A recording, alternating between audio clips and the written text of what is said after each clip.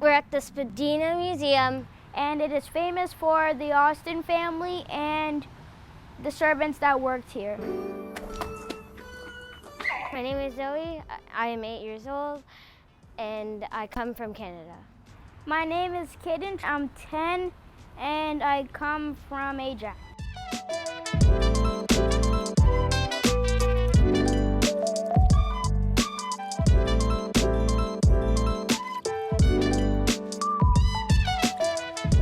This used to be someone's actual house, and now it's a museum, right? So James Austin, him and his wife Susan, they were immigrants from Ireland actually. They came to Canada and they built this house in 1866. They're the family that actually lived here.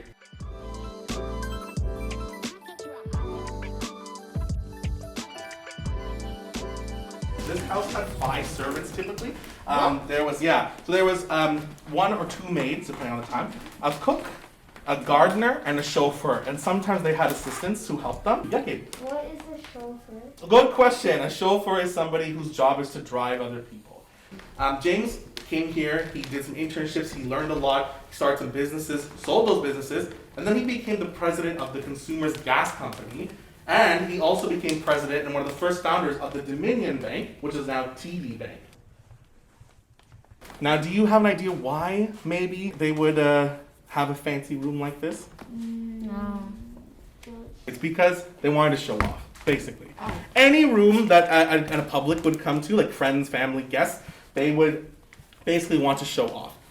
I'll show you one quick thing, and we'll go into that back room over there. This is actually a selection of food that they had in the 20s and 30s. We're really lucky to have these original items, and these are some replica stuff.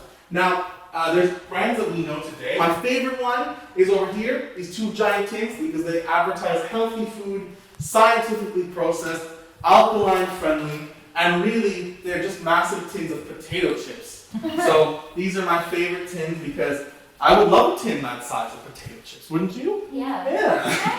The fries are big and almost like. But that's pretty big. Yeah. Like half of it's filled with chips. There were many servants who lived and worked here over the years, but I'm going to talk about one who was really special. Her name is Mrs. Pipkin, and this is her.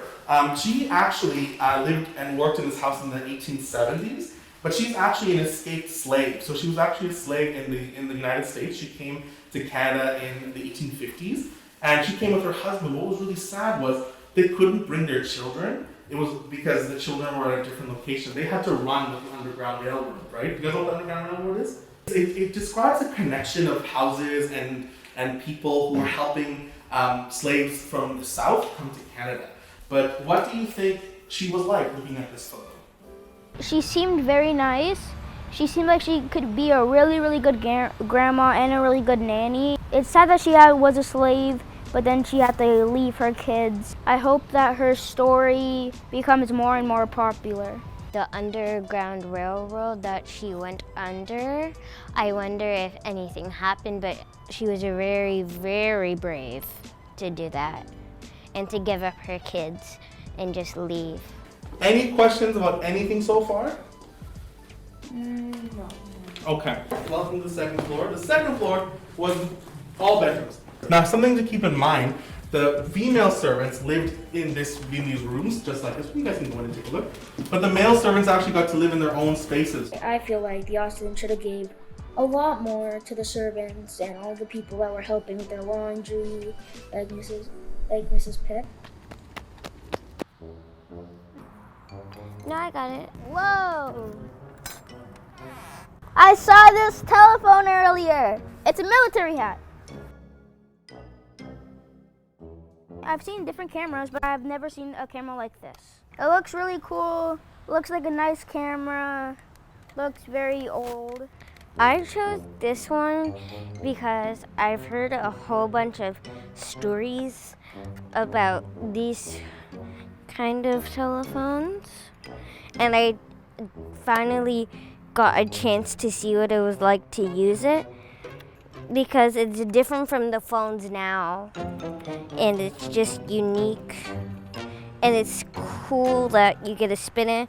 But nowadays on these phones, you just tap an app, then you call somebody.